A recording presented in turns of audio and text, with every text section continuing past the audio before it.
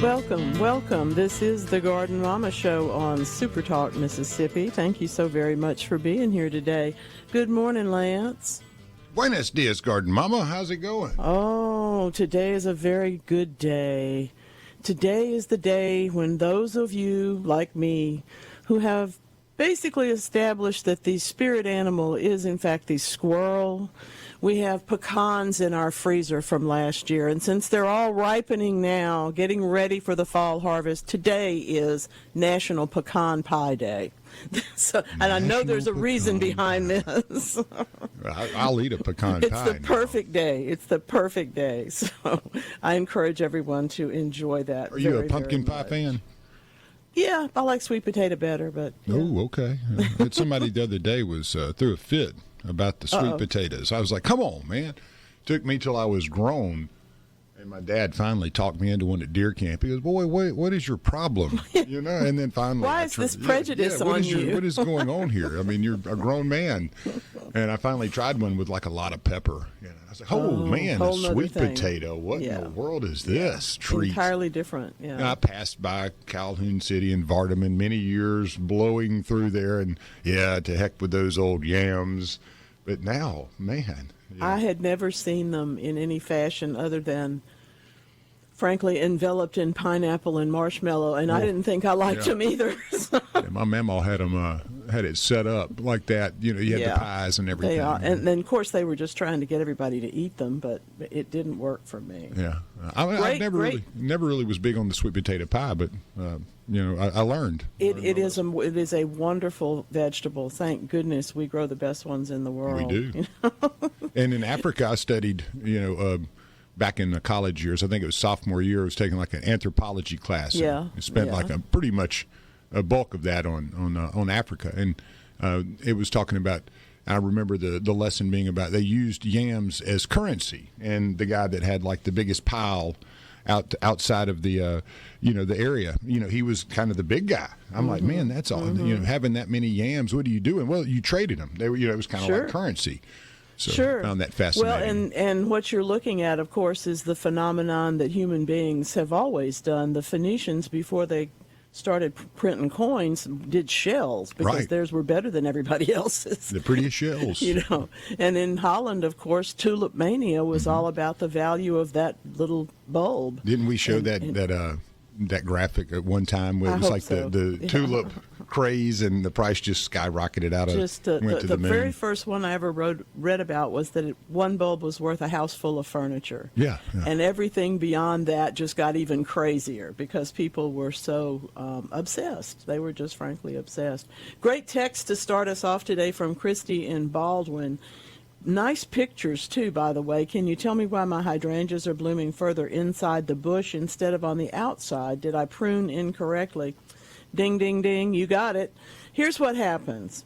The traditional hydrangeas that we're talking about here, the large leaf or French hydrangeas or mop head, as they are called sometimes because they have that big round flower, all of those bloom on the wood that they created last year. At least the first time of bloom.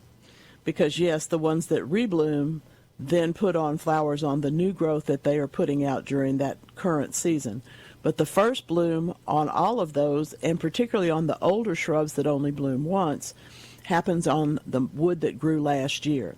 So if you prune, as my grandmother did sometimes because they were in her way, at odd times of the year, hydrangeas will have flowers all over them. They'll be on the top, they'll be on the bottom, they'll be on the side. But to get that uniformity of flowering, you need to bloom right after the first flush of flowers each spring, summer, by the time they bloom for me.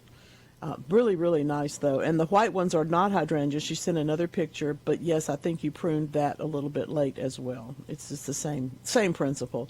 We're blooming on old wood, the wood that we grew last year. So that's nice. Paula, hello, Paula. Thank you very much. She's headed to work today. Oh, you know it. Yeah. And it's a good day for all the many things that Paula does. I was going to say keeping the dogs happier and better looking, frankly. And cooler this time of year. And this time of year. Oh, yeah, the heat indexes are in the 99s to 100s today. I don't know how it is in the southern part of the U.S. of A. Yeah, you're in the same. I figured it was at least 10 degrees we may warmer. rain twice. That's about the only difference. My best dog in my life, no offense to the others, but my best dog in my life came from Starkville, and she was a Samoyed. Now, you say to yourself, why would anybody raise Samoyeds in a place that's as hot as Starkville? Well, because they're beautiful and they're wonderful dogs and they're very, very kind and very, very sweet. But I was always really glad that she could, in fact, reflect light and heat off of her, because she had tremendous exposure to sunlight and whatnot and did shed a lot. But, people weave all of that into hats and sweaters and scarves, and it's an amazing source of not wool, but essentially wool from those dogs. So maybe that's why we grow them in the South, so we can have a better harvest. I had a story a couple of weeks ago about North Korean soldiers. They actually have dog fur-lined jackets, and they're extremely high-end.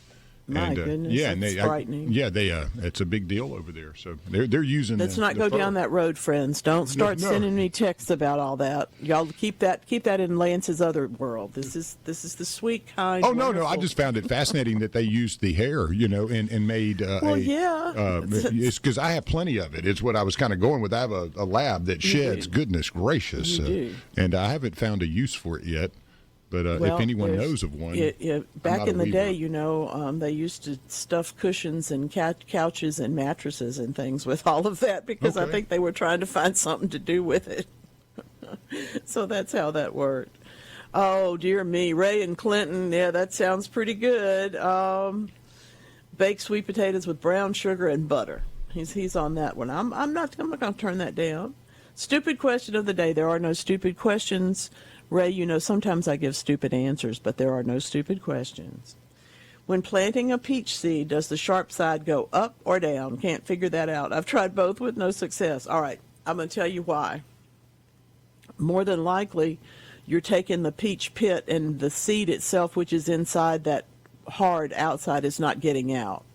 So you can cut them a little bit and start that process or you can soak them.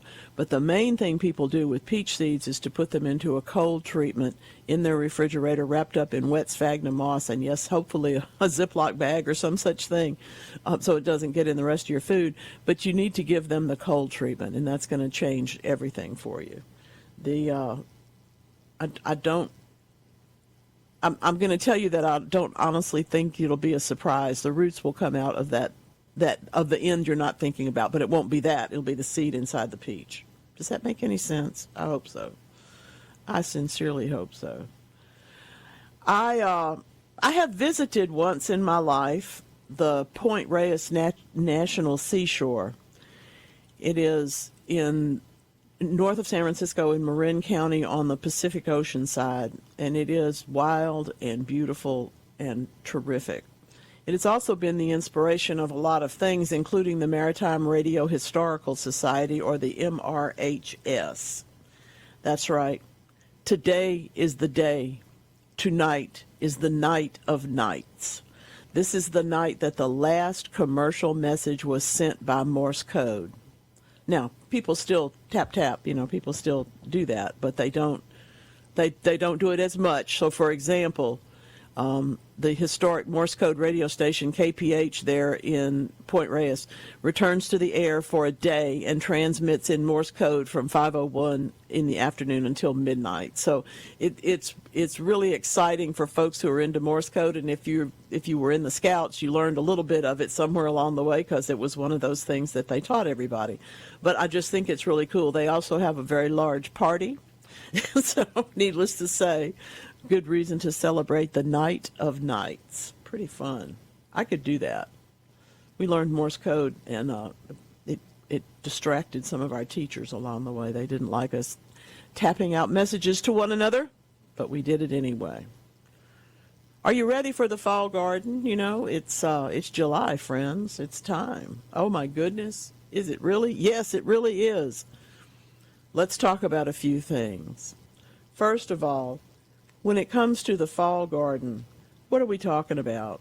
Well, we're talking about a wonderful opportunity to plant or replant just about everything that we were even thinking of growing in the spring, which may or may not have done well. We had a lot of water, so we had some things that did beautifully, A lot of people, though, have said that their tomatoes didn't ripen correctly or never did ripen, or they had more bugs, or any different set of problems, of course, not only including blight.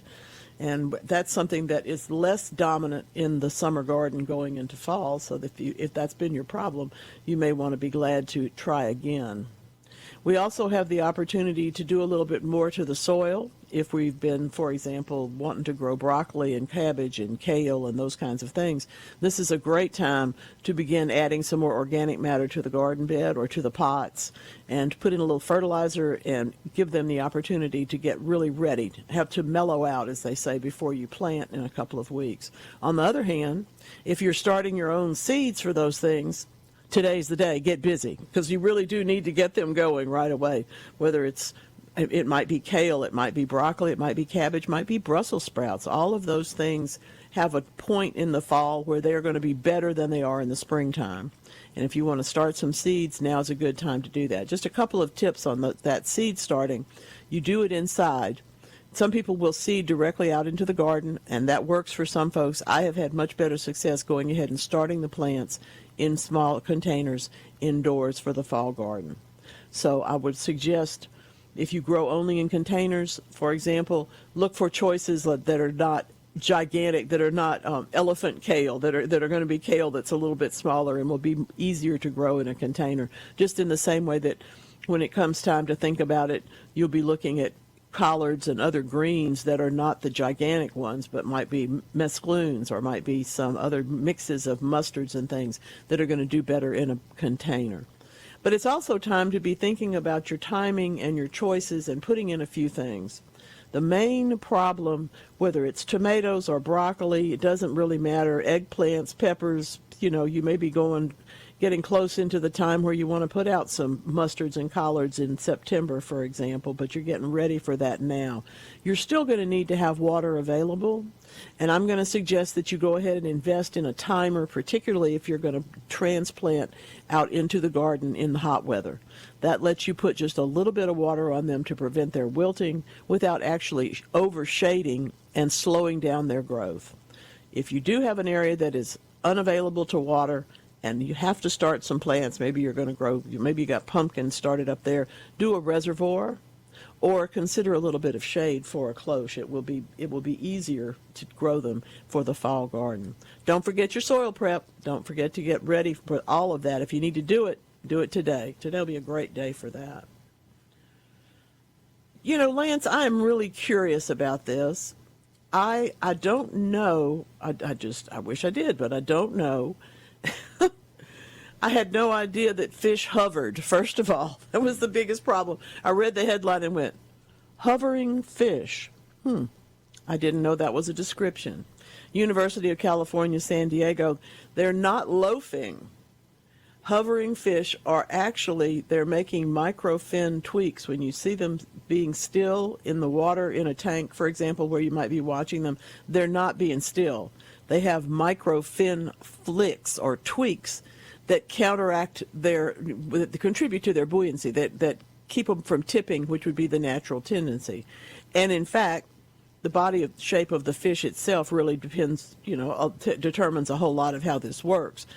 The discovery of understanding that the hovering of it uses twice the energy of actually resting is the big development from UC San Diego this week. This is absolutely upside down. Anybody who's ever taken even a little bit of knowledge, or if you're learning from another fisherman or going to some class somewhere or just even observing it, you would tend to think that effortless neutral buoyancy would be the thing. In other words, that just being there would be the opportunity to be buoyant and stay there. Well, it doesn't. It really, really doesn't. Why are we studying fish? Because we want underwater robots that can do the same things. That's why. So they're working on it. I don't know if they're going to get it or not, but they are sure working on it. I can tell you, it sounds like they're good at treading water. Well, and that's why you would think you could see it happening, Mm-hmm.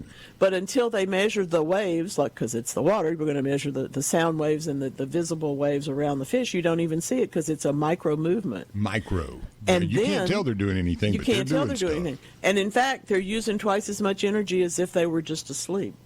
So the idea that they're resting to gain energy for something else, which is, of course, I'm sure my grandfather said that. Oh, they're just rested. Well, no, they're not. Yeah, they're working on their abs, exactly. Staying in shape. They're always working.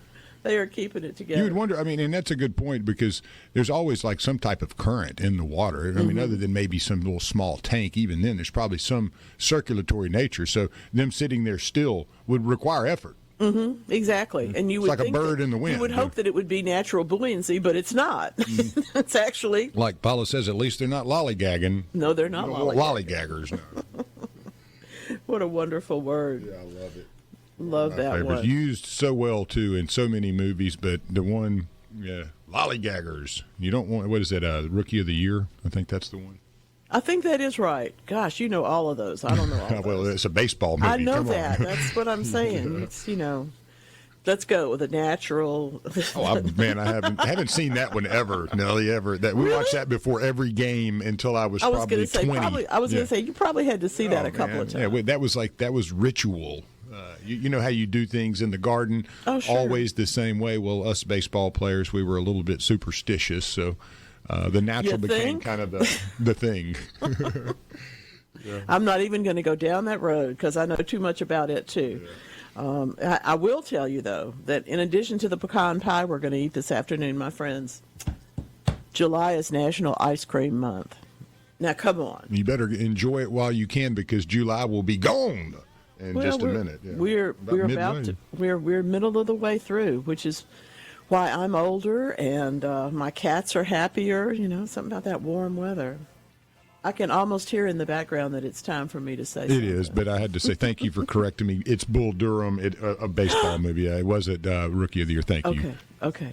Thanks for the compliments, y'all. We appreciate you. We will be back. Yes, indeed. The famous Bonnie and Delaney are telling us all about it this morning, y'all. This is the Garden Mama Show. We welcome your calls and your texts. Love seeing your photos at SuperTalk.tv. And you know what? Nathan has solved his problem. I love this. Good morning. I was late planting squash. This morning I found out I definitely didn't need 8 plants. That's great. Anyway, he says he struggled the last few years with bugs, so it doubled up. Now the neighbors are being blessed. That's right up until the neighbors walk away from you when you approach with the squash. But I say congratulations. Congratulations. You live and learn, right? Nathan's he's down there in that good dirt, too, Smith County. Absolutely.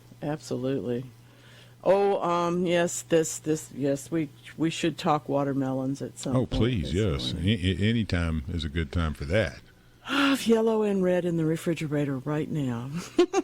Is there a grand difference as you get further toward the coast in the type of sandy soil that you would get in growing melons? Would it make a grand difference? Everybody likes what they like. Okay. You know what I mean? Yeah. Everybody likes the particular texture or the particular sweet level or whatever it is that folks are into. So I think it really does depend on. It depends as much on the grower as it does on anything else when it comes to watermelons. These are very orange, and they're very beautiful, but just lovely, lovely, delicious, sweet, has a different flavor. Garden Mama, Richard the Rez wants to know, when is the best time to trim encore azaleas? After they bloom, any after they blooms. In other words, primarily we prune encores after the first bloom in the springtime.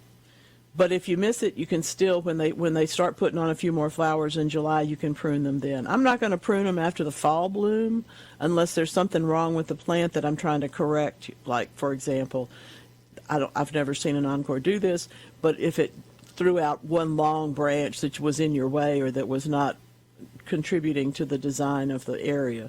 You might take off that whole thing in the fall. But otherwise, I'm just going to do the little deadheading that needs to be done, keep them healthy and happy, and let them continue blooming. You can also fertilize them after you cut the flowers in the first time. And if you're trying to get the plants to grow some more, sure, go ahead and do it the second time too. But that's enough fertilizer for them. Definitely. Rich, I know they're beautiful. Wonder what color. I should have made him tell me. Aw, zinnias and sweet little girls with sun hats. That is why I plant flowers. I believe that's a good reason myself. Yeah, those are tall zinnias, and that's a cutie pie out there having a big time. Learning young what pretty things are. It is fun. Yeah. It is fun. And I'll tell you the best thing that can happen when they're this age and that curiosity level. My entire property became, for a few years, covered up in literally black-eyed Susans because of the grabbing of the noses on them that the kids did and moved them all over the yard. So it does help. It's, they're very busy. They may or may not have a plan, but they're very busy. I tell you, I grew up with an artist grandmother that painted flowers, so that Yes. reminded me of me, not just in the sun. I wasn't in the dress and the hat, but being surrounded by. I bet you were in the hat. I probably had whatever she put on me. Yep, but yeah, she it put was a hat on you. Learning how to paint and to sit there and look and study and be aware of the complexity of the flowers that you were looking at and the different angles and the shades and the colors was and I was little bitty like that. Mm-hmm. I mean, every time I showed up, I just couldn't wait to get there and paint and you see what she was up to. But that brought back some memories because it was sweet. it's just when you're that young, it never leaves you. That's such a great treat for a young one. And I say it as a joke. I say, if you can just get a kid to put seeds in their hand one time, bean seeds or corn seeds or something before they're 5 years old, we've got them. They may not come back to it until they've gotten out of college and grown up a little bit, but if we can get them to touch the dirt with a seed in it, they're going to see something that they didn't see before and they're going to like it. And I think that is universal. I really do. Rich says that they are red and white. His encore azaleas, nice choices. Really beautiful plants, wonderful plants. I love that. Oh no, I'm not gonna tell you why I thought it was Bull Durham. Let's just say I'm a Susan Sarandon fan. Yeah, and I can't believe that I wasn't awake enough to get that. I was thinking Rookie of the Year with Daniel Stern being the crazy one, but it was the which he coach. plays very well. Oh, I love it. That's one of my favorites too. Oh my goodness. But Bull Durham is a classic. I play the Frank Sinatra "That's Life" at least once a week. Because that's the song Susan Sarandon. Yes. She has. Yes, she does. She owns that. Yeah. Hey, and this is a funny one. We won't get to speak and hang out till next Saturday, but there's two really interesting days that are coming up. National Nude Day and then National Tape Measure Day are both. No, don't put those together. They're both on Monday. I figured you'd like that. So, yeah, I was hoping that it was like Gardening Day, too, all on the same, like National Nude Day, Tape Measure Day, and Gardening, but we didn't get that. Thank goodness. So, yeah. Oh, my At any goodness. rate. That's terrible. You know that it's two different groups that pick those things. It has to be, yeah. But you wanted a correlation. It's definitely. Well, you nailed it with the Blueberry Day. I have to say there's a whole lot of body shaming that does not get to be done. Mm-hmm. On the other hand, there's some that I'm happy to do myself. So right. Well, it's a very human thing to make those judgments. Well, we had Blueberry Muffin Day was Friday, and then today is Pecan Pie Day. Pecan Pie Day. Come on. But the one that tell really me the South doesn't lead in the food world. Right. So we won that one. The Friday is the American Pet Photo Day. So did anybody out there take a great photo of their pet yesterday in their garden and want to share it with us? Because well, you saw mine. I saw it. Yeah, no. Mark sent his with the Frisbee too. So. Oh, good. That's fun. Here's a great question and one that so many people are saying. Sarah's in Monroe County. My gardenia leaves are yellowing. Do I need to repot it? It's been in this pot for 2 or 3 years. Yes, I would be confident that it has used up every bit of nutrition that this container has for it. And the reason that your leaves are yellow on the bottom is because the plant's roots are trying so hard to keep the ones at the leaves at the top from turning yellow. because the plant as it gives up its nitrogen to the leaves above it. So I would repot it and fertilize it. You can plant it in the ground if you have the opportunity to do that, but it will certainly be easier to make a transition to a larger container and then get some fertilizer that is made for gardenias, the gardenias, azaleas, camellias, hollies, that's going to help form the acid that the soil needs. Make sure that your potting soil is rich in organic matter, but will drain as well, and your gardenia will look a whole lot better in about a month. One question in tandem with that. How big would you go up? That looked like a pretty mature one in that squared pot, which I have several of those that I use. Once you outgrow a pot, what's the rule of thumb to how big you want to go up from if there? you're trying to get the pot to be the home for the plant forever, you go up maybe a size or two sizes larger, in other words, an inch bigger around. And I'm going to go at least an inch bigger around for this because I want this thing to stay in here for 10 years. Okay, good deal.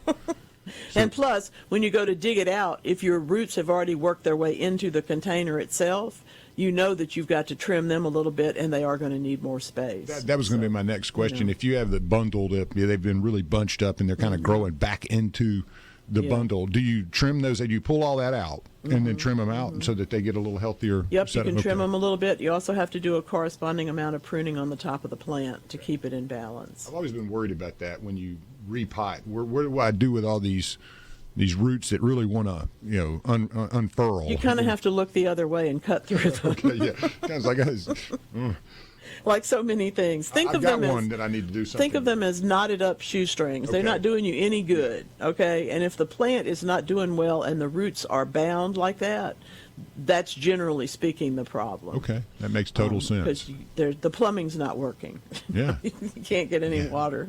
So, but this plant looks beautiful. It just looks like it needs to be rejuvenated a little bit. Yeah, it's a nice looking plant. That's a beautiful Disney ginger. I'm going to hope that this was not. This is Wanda and McHenry. I'm hoping this is the most beautiful orange. I'm so ecstatic about orange. That is just lovely. So pretty. Got a great question there about tomatoes again. About can we freeze a celebrity tomato that has an abundance of them? It's interesting. The question has come up a couple of times about what to do. And I've literally had 4 emails this week since we talked about it last week. Maybe it was 2 weeks ago, so it's in the last 2 weeks. But the question is, what do you want to do? So some people really like to take the peels off of them. I don't find that celebrity, in this particular variety of celebrity that we're talking about, I don't find that their skin is too thick. I just cook them. But some people just put them in the bag frozen and then take them out, and they are really easy to get the skin off of. If you want it off after they're frozen, you just throw them in hot water and the skin peels up immediately. It's really, throw them in boiling water. It's real simple. But some people prefer to get them peeled and then just basically take out some of the seeds and freeze that pulp.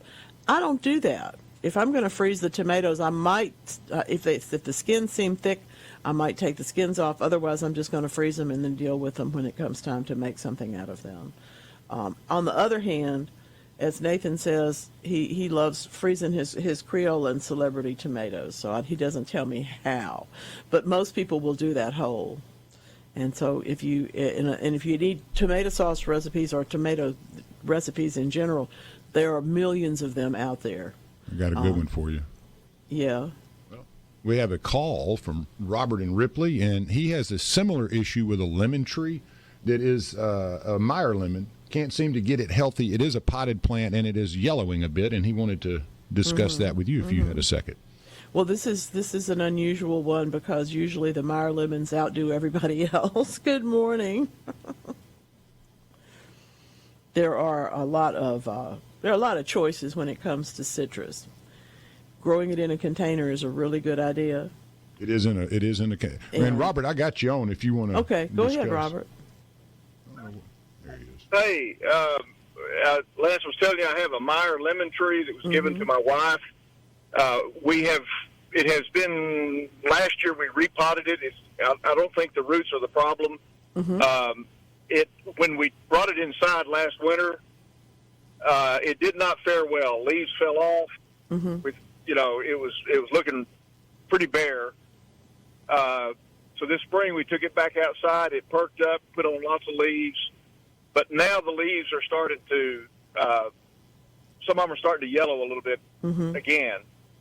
And what are I you have read fertilizing somewhere with? that they don't, you can't overwater those pretty easily, and that they don't need to just have a lot of water. So we've kind of tried to watch that, but it's been natural. I mean, it's been taking whatever the rain is. It's it's just sitting out in the yard right now. In the sun.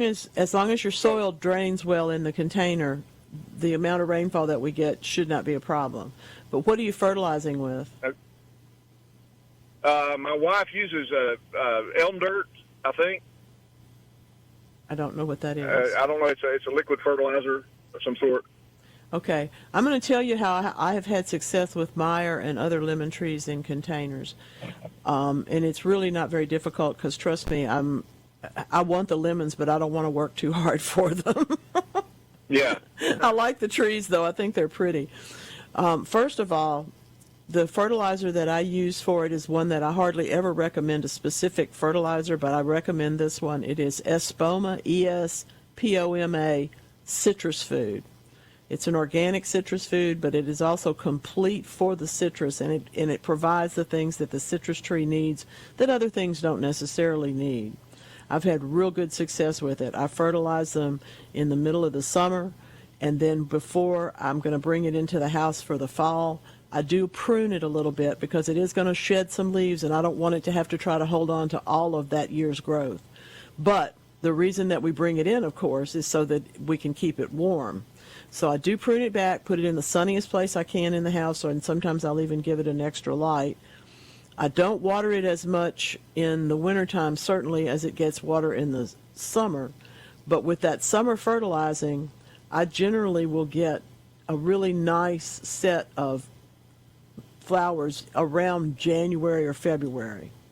And so that, I think, is what you want to look for. Give yourself the chance to prune it before you put it in the house. Make sure you fertilize it this summer, and then prune it a little bit before you take it in the house. And then as soon as it starts to bloom, go ahead and give it some fertilizer next spring, and you'll be on your way. Okay? We're going to have to step aside. Okay, if you have more questions, I'll be glad to answer them. I'm Garden Mama, and this is my show. Thanks for being here. I like that. Goodness gracious. Welcome in. We're still messing with technical stuff here in the remote studio. I'm glad to tell you that, guess what? It's working. All right, Lance, is it better now? Yeah, well, we got a little teal in there, but I see teal that. never hurt anybody. Don't worry about it. I'll cut that. Yeah. I'll try to clip that out. Y'all have no idea how it's really difficult, but he manages to stand on his head and juggle at the same time. Well, I don't really. I missed my dancing. I mean, when you were here, it's a lot more fun. It's like I'm dancing by myself. I'll be there. I'll be in Billy town in just a couple of weeks, so don't worry about that. I don't know what I'm looking at. In this particular person has found this in their yard, but I will look it up and figure it out. There's something familiar about these structures, but I don't know what they are. Looks like some kind of fruit, Like on the other hand, Paula from Dentville has yet another orange cat for us to love on. Oh, wow. I found a little gray one out in the courtyard yesterday. I went out in a break, and I noticed this fuzzy little furry thing laying over in the middle. I was like, what is that? Oh, my Went goodness. over, and it was a little bitty Yet another furry kitty. gray. Yeah. Mm-hmm. He's made it through the first round, I guess. You got Yeller, and you got Gray Mama and Captain, and I don't know who this is yet, but he's one of the siblings, I guess. I think that there's a flock. I really do. Speaking of which, my friend the cat whisperer, and she would not take that well if I said it. Cats, if you have a litter of cats in the central part of Mississippi, and you're a mother cat, and you know that you got to get them away from all of the predators and threats, you take them to her house. Right. Okay? That's just the way it is. And that, of course, is where Joy came from, the orange that we're so fond of. But they're continuing. It's turning into an avalanche of kittens, and that's just, I wish people would understand that they've got to take care of the ones they've got, not just turn them loose. It's tough. Well, Very and Joy tough. is a sweetie. She's like a little dove. She makes a lot of noises. Yeah. Oh, yeah. I love it. I love it when they talk to you. She will tell you all about it. She's an early morning talker. She loves to talk to you early in the morning. You hear her spinning around out there, running up and down. She has a lot to say. We've got a lot going on. The cats that I have are establishing their territory in their new digs, and so that's kind of an adventure. That's, they have this and that going on, which that's okay. But they, on the other hand, seem to be very attracted to social conflict. And I got to tell you, humans and monkeys and cats are just crazy for looking at other people messing up each other, having some kind of, I don't even know why this is, but if we put videos on for long-tailed macaque monkeys, it looks like 12-year-old, I'm going to say boys because I'm just a little bit, probably girls too. Short videos that are glued to scenes of fighting, especially when it's monkeys that are just like them or ones that they actually knew at another time. They can't take their faces away from the video. And human beings have the same thing. It tends to be, too, that the ones that are the power players in both groups really don't pay much attention, or they pretend like they don't pay much attention. Whereas the ones that are trying to be powerful pay a lot of attention. Maybe they're trying to figure out how to get around this issue, this fighting. But it's also just like the cats out in the woods. It's a matter of survival. It's a matter of figuring out relationships. And in the case of my friend who's so good with cats, there's a natural attraction. I don't think there's an actual sign at her house that says, bring your kittens here, Mama. But the word does get around. Why do you suppose we are so fascinated by conflict? I think we have to have a balance in our life, and gardening sometimes gives us that balance. But at the same time, we're often looking to see what it is that's trying to eat the corn, or trying to. There was a corn earworm in an ear of corn that we got from the market the other day, and the question is, oh my goodness, who's winning? Is the corn winning, or is the corn earworm winning? The good news is that we've learned how to deal with those things, but you do have to understand that there's conflict even in the garden, at least some of the time. One of the things that I have been fascinated by this year is the amount of blue and purple and pink and red that I'm seeing in garden centers and in mixed pots, and actually even in patio furniture sometimes. So I'm going to talk about that coming up in the next hour. I want to talk about why we choose particular colors and how we make those pictures appear in our gardens. I have some suggestions for you as you are looking through the photos at SuperTalk.tv. You're going to see a picture of a datura called ballerina, which is a very doubled up, beautiful purple, very dangerous datura, but the flower is lovely. The daturas are the flowers that stand up, and of course the angel trumpets hang down. The plants look a lot alike, but the flowers present themselves differently, and that's how you know the one from the other. But we're also going to be looking at plumbago and duranta and blue daisy volvulus, all in that purple sort of blue area. Those colors do one set of things to us. But then again, got the pinks and the reds. The reds are all about war and peace and all of these things, passions of various levels that are extreme, whereas the pink tends to be the more comforting color, and one that tends to be a little bit more like us, perhaps more trying to be that even keel in the garden. So we'll talk about some of that coming up in the next hour, and of course we've also got lots of time to talk about your particular garden issues. I think that we have some real good questions that are going to pop in, something to put in the pot with the blistering heat. She's so right. Was it chilly weather, right?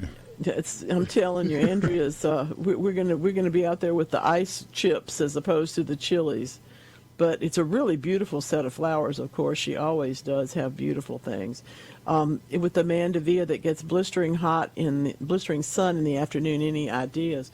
Well, right off the top of my head, I would say because it is a mandevilla, I would say look at something like lantana that's going to be a little stiffer and maybe hold in place a little bit more. But we'll see what else. You'll have some ideas for us, I'm sure. You'll let me know what Andrea should plant in the container with mandevilla where it gets such blistering hot sun.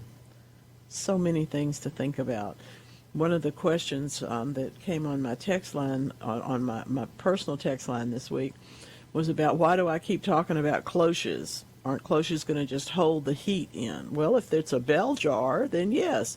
But if it's a wire structure, if it's a set of PVC pipes that has shade cloth on it, it's not going to really change the temperature inside other than to cool it just a little bit if you don't have as much sun blasting through there.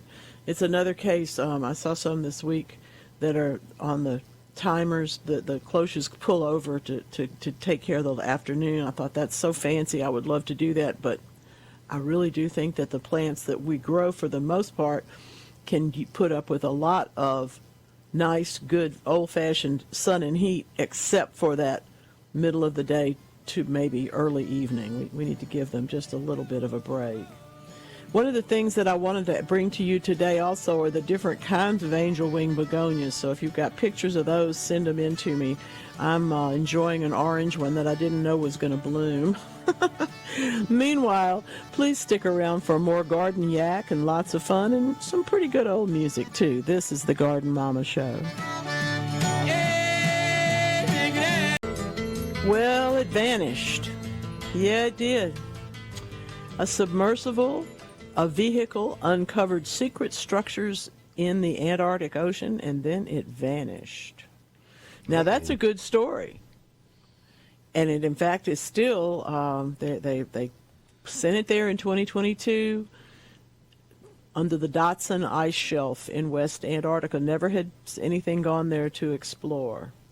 The result really was about the dynamics between the fast melting rate and the status of that whole issue between the western and eastern portions of the ice shelf. They sent them back in 2024 to catalog the changes, and it has disappeared. Giant squid ate it. Something got it. Now, I feel confident because this is a story from Popular Mechanics that it will in fact be resolved. This is not a conspiracy theory for the rest of time. However, it is kind of interesting to consider how do things like that just disappear? How do you lose track of them? Well, I don't know. Yeah, it was funny. I was watching a documentary the other day, and it was about the nuclear age and how all of the planes would be crisscrossing and flying all the time and carrying hot nukes. And, there were quite a few disasters where they had to dump them. Yes. And finding those things was actually very difficult, even if you kind of knew where they were.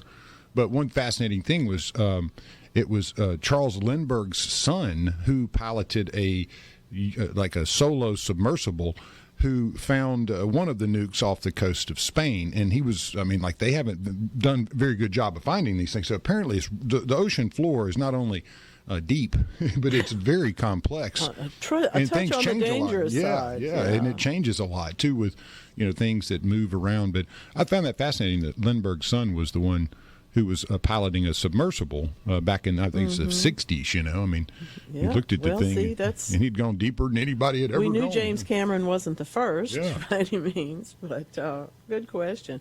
Andrea, I have a couple of ideas for you. I was thinking about this during the break. If I have a container of mandevilla and I want to add to it, I want to add a different size flower, a different sort of flower.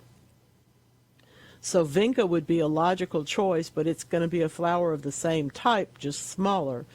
Why not Angelonia? That's going to be very different looking, excuse me, and absolutely have a different form because it's a little bit spiky, and it will, obviously you can get lots of different colors. There are several new Angelonias, in fact, that are just beautiful, and I think we'll do a very good job for you in that container. If it turns out that it's too hot there, you can always go to the vinca because there are some, of course, some of those that trail, and there also are some of those that have different size flowers. Some of them are smaller, some of them are larger, in every color. You could go contrast or go along with a matchy-matchy thing. Either one would be lovely. I like matchy-matchy containers sometimes. talking to cat lover and gardener in Madison about the berry-looking things that they found in their yard. And I'm asking if you cut one in half yet. There are a couple of choices. This could be a gall, but it could also be a structure for propagating, for example, parasitic wasps and stuff. So I want you to cut one in half and show me what that looks like. Okay? Randy's in Starkville. This is another one of those really good questions about no female flowers on squash. And indeed, I've said before, we often have too many male flowers at the beginning of the season, and the females come along in the second round of flowering. He moved them to the big garden in full sun, and the problem was solved. So time and a little bit more sunlight brought on the female flowers for Randy in Starkville. So that's great. Very good news. Very, very good news. Let's see what else we got going on here. Y'all are full of fun today. Lots of things to talk about. I wanted to make sure that I tell you a little bit about this whole color business, not just because I did write a pretty good book about the nonstop color garden, which I think is still available in the major retailers, but it's been a number of years. You may have to order it online. One of the things that I got a chance to do was to think about color all through the garden, what the point of it is, and then, quite frankly, how we're going to use it a little bit more effectively. I really do think that one of the reasons we have so much yellow in the garden, not only because the flowers are intensely intended to attract pollinators, and so yellow does that on a very good way in the same way that red does, just depends on what bug it is. But when we talk about yellow in the garden, we're talking about a bright color that gives us a lot of optimism and has a very positive flair to it. Red and pink are not so much that way, okay? Red, as we say, is about passion, so is white. They're both very passionate colors. But pink is kind of the middle ground of all of that, and it has that effect on you in the garden. If you walk in and all the flowers are red, you will feel that the environment is quite warm. I went to a wedding once where the bride and the attendants wore various shades of blue. It was not a first wedding. And all the flowers were red. There were red anthuriums, and there were red poinsettias, and it was just bright red, and it was such a warm environment, even though they were wearing blue dresses, which you would have thought would be a cooling influence. Those red flowers kind of ran over everything. And that's not a bad thing. It's actually very, very positive choice. But when we talk about our color, my own favorite color, orange these days, it tends to be my favorite one. I think it's both because it is optimistic in the way that yellow is, but orange is more engaging. You're not as likely to just walk past it. You're more likely to stop and say, oh, look at that hibiscus. That orange flower is really dramatic.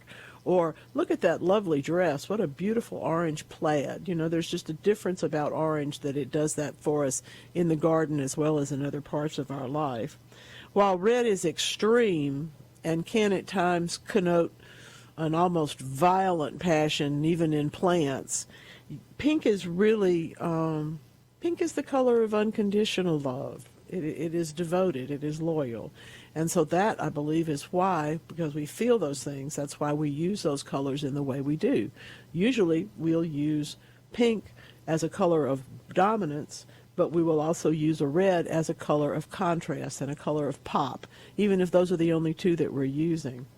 Then we have to get into purple and whatnot a little bit later on. But that's a good start on color for today. You all are doing a great job here. Can I plant crookneck squash, summer squash now in a raised bed, or should I wait until August? Kathy in Zone 8. I'm going to go ahead and plant now and save some seeds just in case they either don't make or we have a really brutal series of weather that takes them out. You can certainly plant them again over the next several weeks. So I wouldn't have any problem with that. It's the same thing with when we talk about next month, we begin planting beets. But you don't have to plant all your beets at once, and you probably don't want to unless you're, making borscht to freeze or something. But you can plant them over several weeks, and then if one set of plants doesn't do as well, or if one does better, then you know for the next year what's going to work better in your garden. But it also gives you the opportunity to harvest over a long period of time. So I say go ahead and plant that summer squash now and intend to plant some more in a few weeks. Greg's in Vaughan. He's wondering about getting those tomato suckers to grow. He says, I've always just stuck it in the ground, but not always much success for me that way. That's true. I agree with you. That's been my experience. It's not like a fig. We always talk about the fact that you can prune figs and basically take a 4-inch cutting off the tip of one of the things you just pruned off, stick it in the ground, and it will grow a fig. It'll make a roots and turn into a small plant. Now, we'll tell you, sometimes when you do that, that fig's going to grow sideways instead of straight up. That happens with a lot of things, but it's still a good way to get one started. Tomato suckers, a lot of people will, even though we know that the roots in water are going to be kind of fine and fine textured, and many, many of them, a lot of folks have good success rooting those suckers in water. And I would suggest, since you've not had good success the other way, I would suggest trying that with at least a few of them. I might put a couple of drops of fertilizer in the water, and that's really about all. Just keep it indoors so that the whole thing doesn't heat up. You don't want the water to boil out on the porch. But if you will keep them indoors, you'll get some roots in about a week, and then you'll be able to move on into getting them someplace else. Yeah, I thought that was a yellow watermelon. Oh, that's pretty. I know who sent that. Oh, my goodness. That's lovely. That is really pretty. Where'd everything go? There it is. I have to look at this. I'm sorry. I'm having technical stuff of my own here. Is everything okay there, Lance? Yeah. Okay, good. Well, I think you're a little froze up here on the video, but we can deal with that at the break. Okay. Yeah. All right. That's what I thought happened. Okay, well, that's fine. Y'all have to understand this is called inside baseball. It happens during the week too. You're not going to be immune from a frozen feed here and there. It does happen. We'll refresh it. Yes, we will. Yeah. As soon as I find it, we'll do that. But at any rate, back to what I was telling you about. I wanted also to mention, when in talking about the purple, the blue, and all of the wonderful colors that we see see so many more of, we're actually seeing things like red yuccas and brightly striped. I had a lovely opportunity to see some marginatas, the dracaenas that have the pretty stripes on the edges of their leaves. Those were red and purple. They were so pretty. Lovely, lovely plants, and something to be considered for everything that you're doing. Don't give yourself the chance of changing. Don't change your mind about things. Give yourself the opportunity to give yourself an addition, I think really putting in some more color rather than less, it definitely helps. Let's see now. The welcome sign for the cats. It has a stem end in that the structure that we're cutting in half. So that doesn't really help me. I'm curious. There's nothing on the other side of the fence. There's nothing on. It's an interesting thing. I really appreciate that. I'm into this. I want to find out what this is, but it doesn't look like I would expect for the structure that has the wasps in it, and it also doesn't really look like a structure of a gall. So if you are a wood person, you're a specialist in tree galls and tree forms, let me know what this one might be. Be happy to take that advice from you. It's interesting, though. They're absolutely just flat inside with maybe a stem. Okay, somebody will help us, too. We also have a call, whenever you get a second. All righty, you tell me. Who is it? Well, we have Mr. Jim from Soso. He's got his tomatoes cured up nice from all the advice that you've given, but he also has some watermelon questions now. So, Jim, you're on. Okay. Hey, Jim. Good morning, Garden Mama. Good morning. What's going on today? I got some big, beautiful yellow-metered watermelons. I mean, they are big and beautiful. But when you open them up, they have no taste to them. Huh. That's usually too much water as an issue. Not always, but a lot of times it will be. You'll just think they got too much water while they were ripening. Is their color good? Well, yes, ma'am. I just thinking, we had some water this year. Oh, yeah. Yeah. You are right about that. Mama, I appreciate you, and that's really the only thing that I can think down. of. That's really the only thing I can think of that will do that, because we've certainly had enough hot weather, and we've certainly, we've had plenty of water, but sometimes when there's too much water, it does affect the fruit. Like I said, it's just like eating air. There's no taste to it at all. I'm so sorry. But y'all have a good weekend, and Lance, you take care, brother. Thank you, sir. Always good to hear from you. One of the things that we oftentimes wonder about is what's going to happen. And sometimes when you've seen people in the markets thump those watermelons, looking for the one that rings hollow. And so unless these were picked too early, which I can't imagine he would do, that guy's they've been growing, watermelons in that part of the world forever. But that's the only thing other than just too much water during the growing time. If you happen to be growing melons, what we're usually looking for is the stem end of the plant where it goes on to the melon will just start to dehydrate slightly. And that's when you know that the growth has ended and the ripening is going on, and it's up to you at that point to decide when to cut it. Obviously, if you leave it too long, it will turn to compost in your field. So you don't want to go too far, but you do want to give it time for the warmth to get to there and help it ripen up. But that sound of the hollow ring on a watermelon is one of those things that I don't know if they teach it in school, but they should, because everybody needs to know how that sounds. That would help us all, I think. I'm going to have to reopen the text line here in a minute. Something has fallen apart on me. I apologize for that. It's always fun. Well, we're using my old thing, so it's another world in here. Well, you asked on the berries or on the seeds, and did you cut in half? She goes, it has a stem end. My house seems to have all cats welcome sign too. And I did get to that part. Okay. I have to ask though, do you recognize this? I don't recognize it. You've seen more things in the woods than I have. I mean, it almost looks like a seed from a persimmon or something. I mean, I've seen something like it. I just never knew what it was. So, yeah, I mean, I'd have to say yes, but I have no idea what I'm looking at.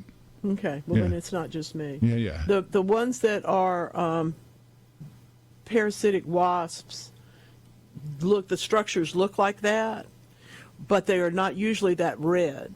And I just don't. She said her neighbor's trees don't have any of this in it, and I'm just really kind of stumped. When we talk about galls and wasps and those things, generally speaking, if there's 2, there's 15. You see them somewhere nearby, but we're just not getting a chance to. It just looks like almost like an acorn, without the hat. But an odd color from the inside. Yeah, from the inside. Yeah. You have stumped us. Occasionally around here we play Stump the Horticulturist. Today we're playing Stump the Host, and we have stumped her. So I'm going to see what I can find out as we take a little bit of break. We'll be right back. Well, we are stumped on this particular photo. We will. Believe me, I'm going to blast it all over the place, and we'll find out what this is, and then we'll all go, "Oh, of course." We'll solve the mystery, but it won't be right this minute. I apologize for that. There's no seed inside. We get that. And the cut edge is turning black, so it's quickly withering away, but we don't know what this is. Okay, somebody will tell us. Somebody will tell us. One of the best parts about being a gardener is that there's always somebody else to tell you something. Jim said it may be a chinkapin. I'm going to look it up. It just doesn't look like that. Yeah, that's what I was thinking. I don't know. Doesn't look like that to me. But I certainly don't know everything by any means. I have been fascinated this week by how fast I'm getting new growth on those beautiful cane begonias that I've been talking about. The angel wing that is in SuperTalk.tv today is a bright red one. But of course, I'm stuck on orange. I've been watching the orange one.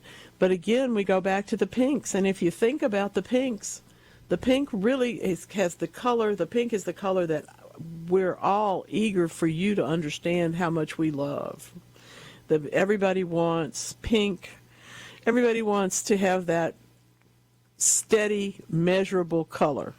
I had a friend who said that yellow in the garden made her nervous, and everything that she grows, that she grew in that garden, was either pink or white. And it was quite lovely, but you sort of wanted to take a nap. You need a little bit more color here and there to keep things a little bit more interesting. Even yellow, in my case, is okay. She was not one to do that. She didn't like the yellow at all. So, now, when we talk about what we're going to do for the fall garden, I hope that you are ready to think about, at least to think about, making some space in your either container beds or your garden beds, any place you're going to do this, for a mixed green bed. I don't want you to plant that today, but if you don't have enough, nitrogen, for example, if your bed has not been growing everything super, or if you have just let it play out, growing squash and tomatoes and one thing and another, so it's used up all of the nutrients that were in it, this is really the best time to give yourself a chance to do something different. Give yourself a chance to put on a couple of inches of organic matter. It might be your own leaf mold, might be, could be something that you bought in a bag in the form of soil conditioner or a compost. Could be something made for this. There's some very good products around on this market we're going to be talking about here in the next few weeks that are made for building beds, and I know that they're going to do a good job for you, but why not go ahead and get all of that ready, so then when you do get ready to plant, you're ready. You've got it all done already. And if you want to order some seeds, now, seeds are still expensive, but there are more available than there were right after the pandemic, for example. That's still to say that if you like rainbow Swiss chard, you're probably going to want to order those seeds and have them ready for yourself. So do that. Give yourself another little bit of information, too.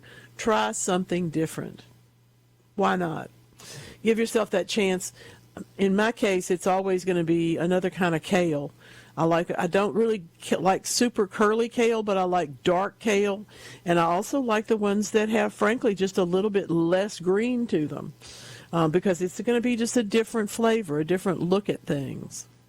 Now, when we're looking at datura, which is what happens to be on the screen right now, a lot of folks go, I don't know that plant. Why do they call it golden berries? It's purple. Well, it's also called China doll. Strangely enough, plants have names that people give them because the flowers themselves, the purple flowers, are sort of China doll looking. If you're looking at it with your eyes crossed, it looks like a beautiful fabric that you might associate with Chinese brocades. On the other hand, when the flowers go and the gold berries form, you can see why it's called golden berry. It's a beautiful plant either way. It is a tropical plant. It's like plumbago in that if you have it in the right circumstance with the right protection, you will get it to survive most winters in zone 8. But it's also very difficult to understand why people don't just take another cutting off of it and keep it going for the whole year, because that's much, much more likely to work for you. Pretty things today. Got some lovely zinnias. This really is, I guess if we had a zinnia month, it would probably be July, wouldn't it? Just such a lovely time. Beautiful things y'all are showing us today in the garden. I appreciate that very, very much. Another piece of the another end of the text line coming in in my world wants to know about that white liriope that I talk about, and is it blooming? Well, yes, it is blooming. And what we're talking about is the one that I call birthday cake. It is a white flowered liriope, very low growing, very small plants. It never got popular, but it is all over most of the gardens in the deep south. You'll find a corner, even where you've got other liriopes planted, you'll find a corner somewhere back under a tree where those little white flowers are happening. I think it's one that we should appreciate more because it's easy to maintain, and when you grow it, it doesn't get any taller than, say, the old-fashioned ajuga, the old-fashioned bugle flower. So they're both really nice ground covers under trees that, frankly, don't grow a whole lot of other stuff. I think that that's a really good choice. Another question this week was about crocosmia. What is the difference between the ones that are named Lucifer and have other, specific names? What's the difference in the way they grow from the way that the orange flowered one that we all see everywhere grows? Well, the orange one needs its own space because it is aggressive. The others are not. And in fact, if you plant them together, maybe 2 years, you'll end up having all orange, not because they all turned orange, but because the orange ones did take away the space that one was having. So I think that's important to know as well. But one of the things that I'm really very fond of in that whole regard is whether or not we're going to put in flowers now, like we're going to plant more zinnias, or we're going to enjoy what we've got, or what else are we going to do for the fall? And yes, you should plant more zinnias. You should plant more sunflowers. In fact, you can plant just about everything in that spring palette of flowers in the summer the same way you can the vegetables. So don't be put off. Maybe you picked all of your zinnias one day before the weather turned on you or something. It's fine to plant more, and those you can plant from seed in the garden. Cosmos and Coreopsis and Cleomes, all those big C words. We have plenty of those to plant, and I think it's important that we all get a chance to do that. So give yourself the opportunity to plant some more flowers as well as planting, frankly, planting up some really, really nice opportunities for the other things. The vegetables are great, but plant some flowers too.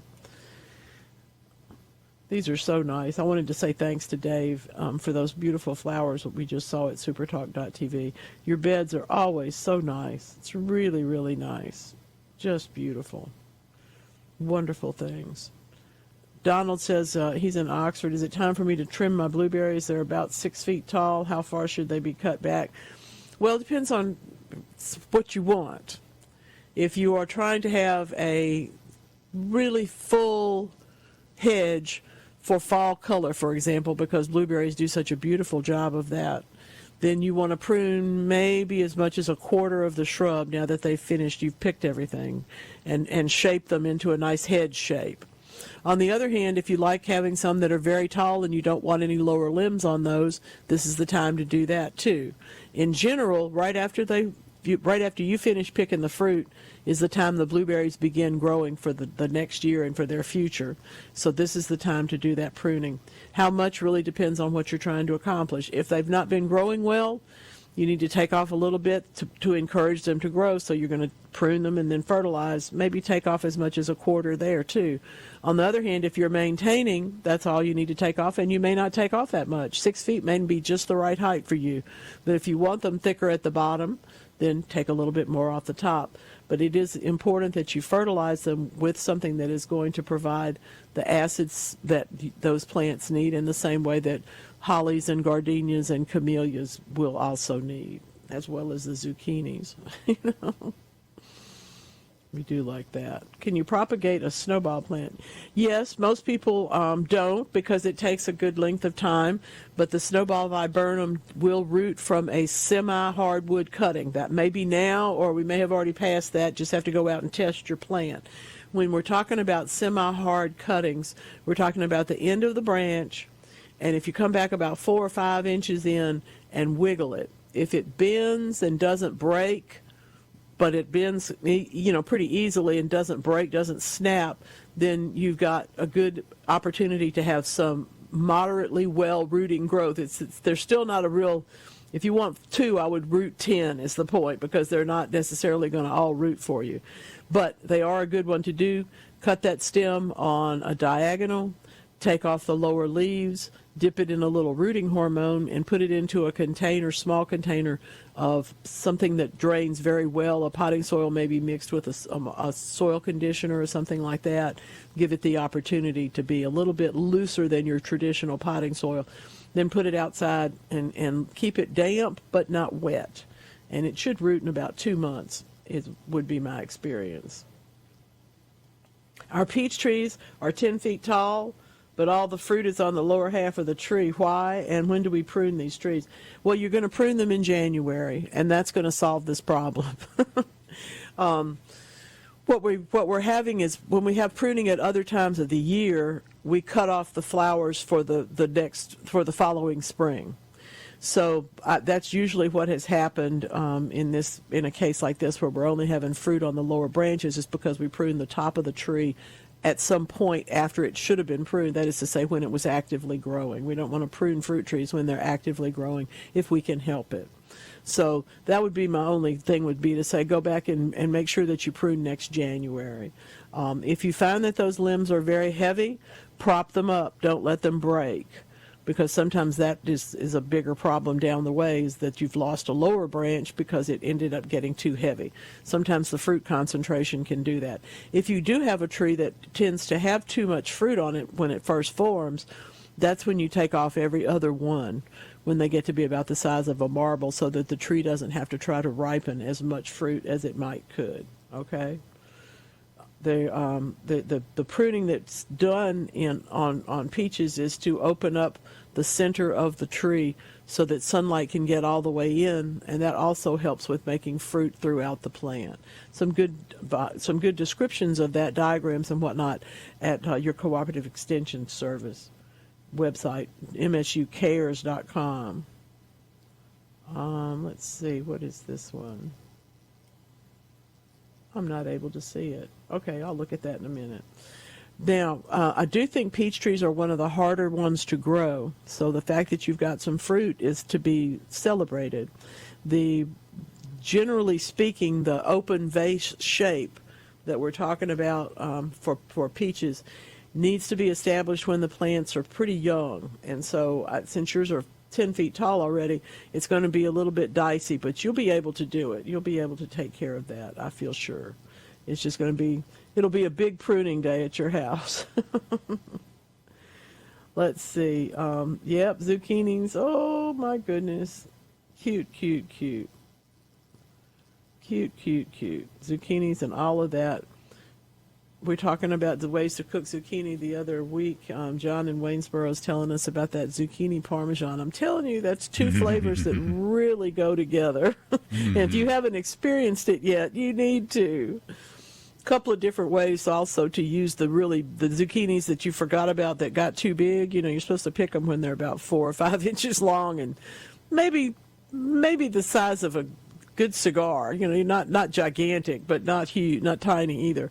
On the other hand, sometimes they get to be the size of your forearm, and at that point, those are really the ones that are great for stuffing with. You cut them in half long ways, and take out the center part, cook it up with the Parmesan and onions and whatnot, and stuff it back in, put it in the oven. It's a great, great way to use those big zucchinis that your neighbors won't take. We've all got those, had those at different times during the year. That is for sure. All right, we pretty much catching up all of this. Let's see.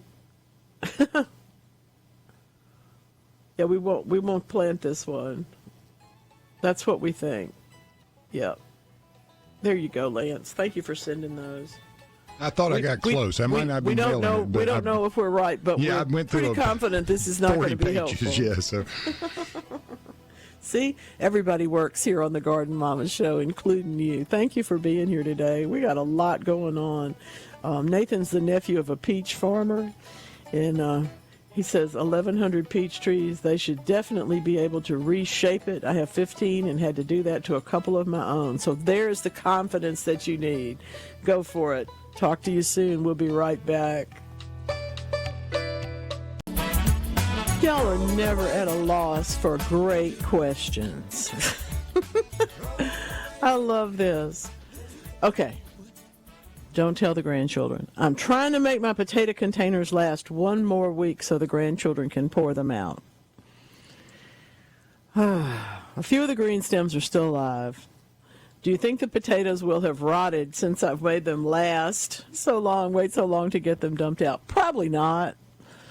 But if I wanted to look like the smartest grandmother in the world, I would probably dig a couple of them out of there just to be sure. But on the other hand, if it is all rotted, you can begin teaching about composting. So that's probably the best advice I have. If you can possibly try one, try one. If not, well, we'll let it go. That's a great idea. Corinne, you're so wonderful. What great grandmothers y'all are. Y'all are terrific. It can be so much fun. We're shifting things around in my world. I have got a kitchen garden going in some pots again, and I realized that more than anything else in the world, I just love to grow thyme. And if you all are not already growing thyme, I encourage you to do that because it just is so lovely in the summertime. It makes such a really fluffy plant, and I mean that in the best way, because it gives you plenty to. I literally have just cut it, put it into a paper bag, and let the thyme dry, and it is very, very tasty. I use thyme fresh always, but sometimes you want more of that punch, perhaps in a fish marinade, perhaps just because you like the smell of it, you want to add it to a sachet or something. You really can get a really great set of dried leaves just by putting a bunch of thyme that you've cut off in a hunk into a paper bag. It works very, very well. I'm happy to say. Nothing too fancy about that. Now that we have explored hovering fish and we understand that they do not, in fact, just sit there, perhaps we need to go further into the world of wind and waves. I really like this. There are new measuring methods. Y'all know how fond I am. I'm the person who tells you when you buy an amaryllis kit to give to someone, make sure you give them a yardstick with it so they can measure how tall the plant grows each day. I love to measure things. When this particular story crossed my desk, all I could think about was how fun this was going to be. This is a great use of lasers. Now, I know we're all crazy about our lasers. We get all that. But this has photographed the airflow that is millimeters above the surface of the ocean. You'd never see this. We will never see this. But again, just like the microfin business, this action right millimeters above the ocean waves is extremely important. This reveals to us how the wind wave energy transfer things are working together, okay? Slow short waves literally take the power of the wind that's moving across. They steal the breeze.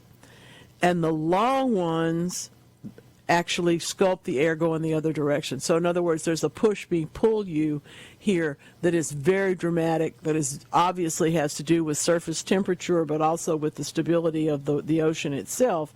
And these are going to change the way we look at things, change the models that we make, because it really is a closer measurement. It's a better way of tracking, a better way of understanding how heat and momentum and, greenhouse gases, how all this stuff goes in the margin here. This is the space between the sea and the sky. And those little millimeters are the place where the action is, apparently. We didn't know this. So now that we can measure them, I think that we will be better off. We will have a better grasp of what we're looking at. So I think that's very important. Wonderful to be able to measure something better, and always to be measuring more precisely is going to make me happy. That's for true. Nathan, you're being so nice. Thank you very much. This is something that I hope is true for everybody. Thank you, Nathan. After a week of full-blown news and disaster, talking about how beautiful people's gardens are, and listening to their stories is quite refreshing. That's why we do this. That's why we garden, and that's why we talk about it. Gardening can be very solitary. It can be a place where all those things in your head can either just disappear into the wonder of the birds and the seeds and the plants around you, or they can gather up and make you even a little bit less comfortable than you were when you walked out into the garden. So this is why we talk about it. This is why we put gardening at the forefront of not only what we do, but also the conversation. I appreciate you so much knowing that.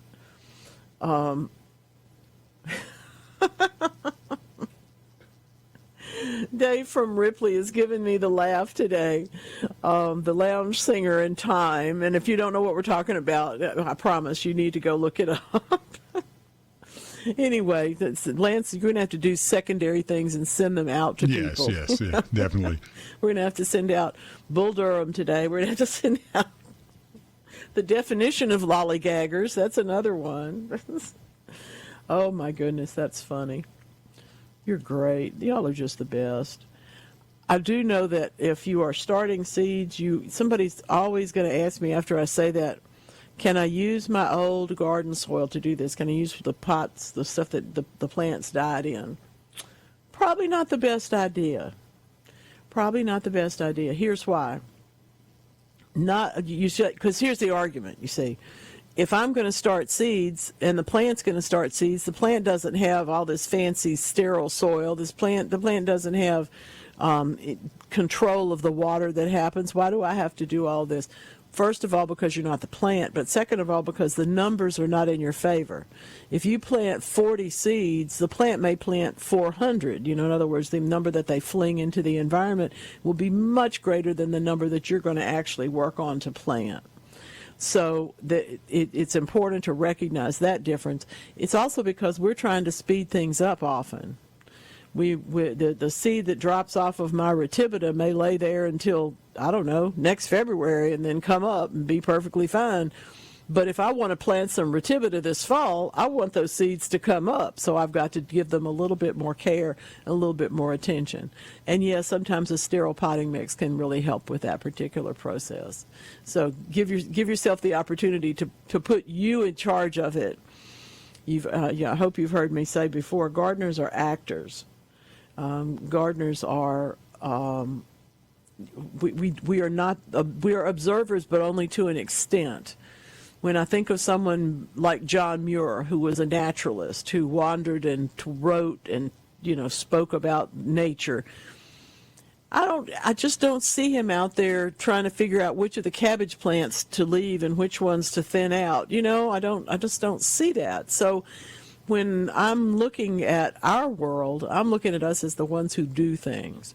We want to make the garden different. We want to make it better. We want to make it our own. And for that reason, we do things in a little bit more concerted fashion, like start seeds in a container in the house.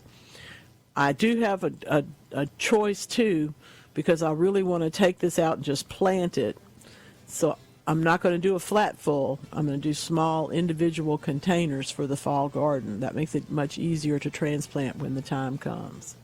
Stick around. We got a little more to go today, and I want to talk to you about why you're angry. No, we're at the end of this, baby. Are we? I'm sorry. I missed myself. I'll save it for next week. Thank you for being here. Thanks, Lance. Always a pleasure, GM. The Garden Mama Show is a production of